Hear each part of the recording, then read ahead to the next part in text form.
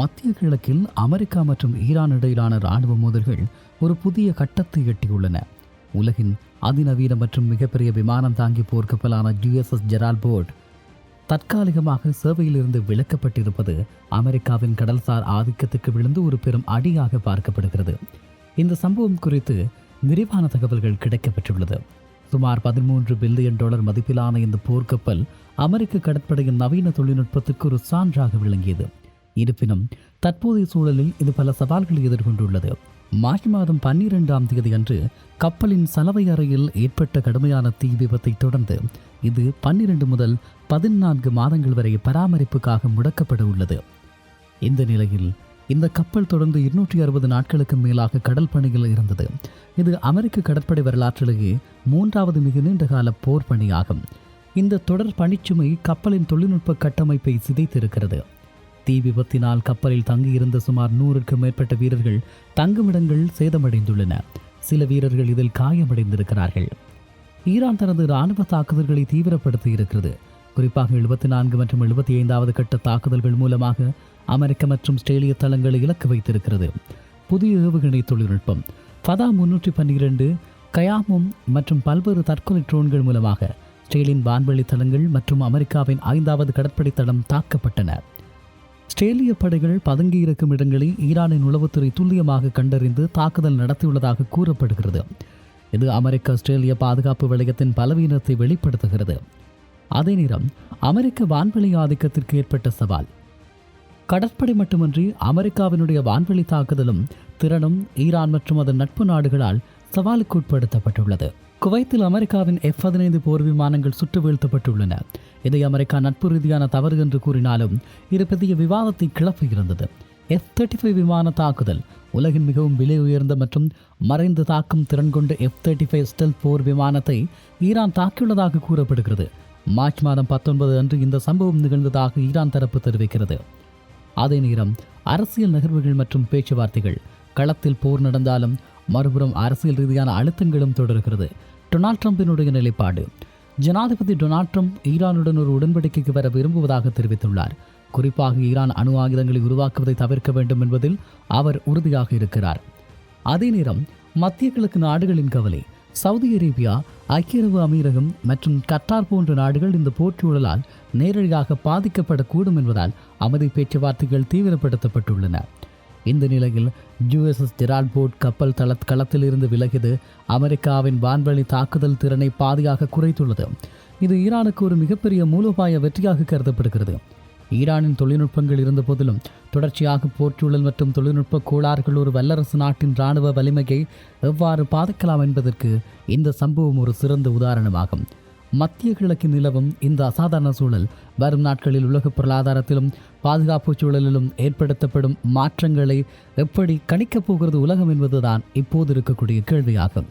அதேவேளை USS Gerald board கப்பல் எதிர்கொண்டுள்ள மற்றொரு முக்கிய பிரச்சினை அதன் வெற்றிட கழிவுநீர் அமைப்பு ஆகும்.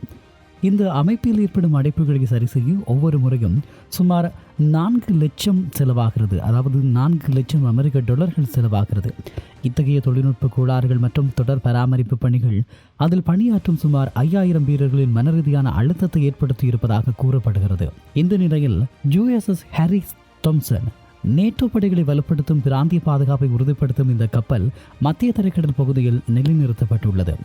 அதேபோல USS ஆப்ரஹாம் லிங்கன் இந்த கப்பல் தற்போது ஓமன் வளைகுடாவில் பணியில் உள்ளது. இந்த கப்பல் மீது ஈரான் தாக்குதல் நடத்தியதாக செய்திகள் வெளியான போதிலும் அமெரிக்கா அதனை அதிகாரப்பூர்வமாக மறுத்திருந்தது. அதே நேரம் USS ஜெரால்ட் போர்ட் கப்பலினுடைய முடக்கம் என்பது வெறும் தொழில்நுட்ப கோளாறு மட்டுமல்ல, அது ஒரு பிராந்தியத்தின் அதிகார சமநிலையை மாற்றியமைக்கும் காரணியாகவும் மாறியுள்ளது. அமெரிக்க கடற்படையின் நீண்டகால போர்ச்சோர்வு, அதாவது இந்த ஜெரால்ட் போர்ட் கப்பல் எதிர்கொண்டிருக்கக்கூடிய சவால்கள் அமெரிக்க இராணுவத்தின் தற்போதைய நிலையை பிரதிபலிக்கிறது. 260 நாட்களுக்கு மேலாக தொடர்ச்சியாக கடலில் நிறுத்தப்பட்டிருந்ததால் அதன் அணுசக்தி உந்துவிசை மற்றும் ஏவுதள இயந்திரங்கள் கடும் பாதிப்புக்குள்ளாகியுள்ளன. இந்த கப்பல் பராமரிப்புக்காக தளம் திரும்பியிருப்பது மத்திய கிழக்கில் அமெரிக்காவின் தடுப்பு ஆற்றலை தற்காலிகமாக குறைத்துள்ளது. அதே நேரம் சமச்சீரற்ற போர்முறை நேரடியாக ஒரு விமானம் தாங்கி போர்க்கப்பலை மூழ்கடிப்பது கடினம் என்பதை அறிந்த ஈரான் 1000 வெட்டுகள் மூலமாக மரணம் என்ற உத்தியை கையாளுகிறது.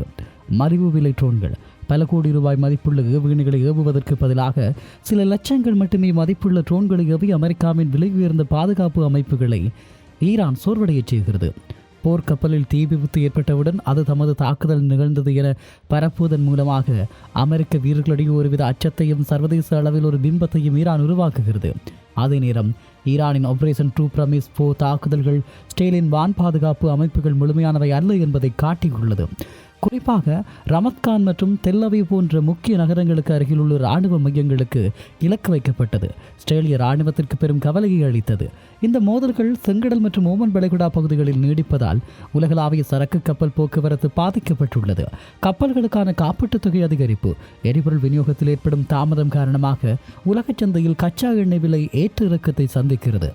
இந்த நிலையில் டொனால்ட் ட்ரம்ப் தரப்பு ஈரானுடன் பெரிய ஒப்பந்தம் ஒன்றை பற்றி பேசினாலும் களத்தில் நடக்கும் தாக்குதல்கள் போருக்கான அறிகுறியை காட்டுகிறது.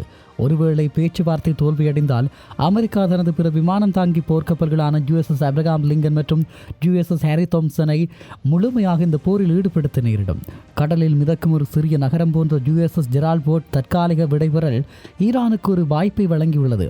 தொழில்நுட்ப மேலாதிக்கத்தை விட களத்தில் நீடித்து நிற்கும் திறனே ஒரு போரின் வெற்றியை தீர்மானிக்கும் என்பதை இந்த நிகழ்வுகள் உணர்த்தி நிற்கிறது என்றும் சொல்லலாம். மத்திய கிழக்கில் நிலவும் தற்போதைய பதற்றங்கள் வரும் 2 நாடுகளுக்கு இடையிலான மோதல் என்பதை தாண்டி உலகளாவிய இராணுவ உத்திகள் மாறி மாறி வருவதை சுட்டிக்காட்டுகிறது. USS ஜெரால்ட் போர்ட் போன்ற ஒரு பிரம்மாண்டமான போர்க்கப்பல் தொழில்நுட்ப கோளாறுகளாலும் மிக நீண்ட கால பணிச்சுமையினாலும் முடக்கப்படுவது இராணுவ ரீதியான மேலாதிக்கத்தின் பலவீனத்தை வெளிச்சம் போட்டு காட்டுகிறது. முக்கியமான படிப்பினைகள்: தொழில்நுட்பம் மற்றும் நிலைத்தன்மை. எவ்வளவுதான் நவீன வசதிகள் கொண்ட போர்க்கப்பலாக இருந்தாலும் தொடர்ச்சியாக போர் அழுத்தமும் பராமரிப்பு சிக்கல்களும் ஒரு வல்லரசின் கரங்களை கட்டிப்போட முடியும் என்பதை இந்த நிகழ்வு உணர்த்துகிறது. இந்த நேரம் நேரடி போரை தவிர்த்து மறைவான ட்ரோன்கள் மற்றும் ஏவுகணைகள் மூலம் அமெரிக்காவின் விலை உயர்ந்த பாதுகாப்பு வளையத்தை சோர்வடைய செய்யும் ஈரானின் சமச்சீரற்ற போர் முறை தற்காலிகமான ஒரு வெற்றியை பெற்றிருக்கிறது. ஒருபுறம் போர்க்களத்தில் மோதல்கள் தீவிரமடைந்தாலும் மறுபுறம் பேச்சுவார்த்தைக்கான கதவுகள் திறந்திருப்பது ஒரு மெல்லிய நம்பிக்கையை அளிக்கிறது. எவ்வாறாயினும் ஒரு தீர்க்கமான ஒப்பந்தம் எட்டப்படாதவரை மத்திய கிழக்கின் அமைதி என்பது எட்டாக்கனியாகவே இருக்கும். இறுதியாக இந்த மோதல்கள் செங்கடல் மற்றும் ஓமன் வளைகுடா பகுதியில் தொடர்வது சர்வதேச வர்த்தகத்தையும் எரிபொருள் விலையையும் நேரடியாக பாதிக்கும். அமெரிக்காவின் அடுத்த கட்ட நகர்வுகள் அது அமைதி பேச்சுவார்த்தையாக இருந்தாலும் சரி அல்லது மாற்று போர்க்கப்பல்களை களமிறக்குவதாக இருந்தாலும் சரி மத்திய கிழக்கின் எதிர்காலத்தை மட்டுமல்ல உலகளாவிய அதிகார பரவலையும் தீர்மானிக்கும் காரணியாக இருக்கும் என்பதில் மாற்று கருத்து இல்லை என்று சொல்லலாம். ஆக இப்போதைய நிலவரங்கள் மக்களுக்கு அச்சத்தையும் வளைகுடா நாடுகளினுடைய இருப்பின் மீதான கேள்வியையும் அதிகரித்திருக்கும் அதேவேளை உலக நாடுகளுக்கு மிகப்பெரிய சவால்களை ஏற்படுத்தி இருக்கிறது என்பதும் மறுக்க முடியாத ஒன்றாகும். ஆகவே இந்த நகர்வுகள் எப்படியான மாற்றங்களை ஏற்படுத்தப் போகிறது என்பதை பொறுத்திருந்துதான் பார்க்க வேண்டும்.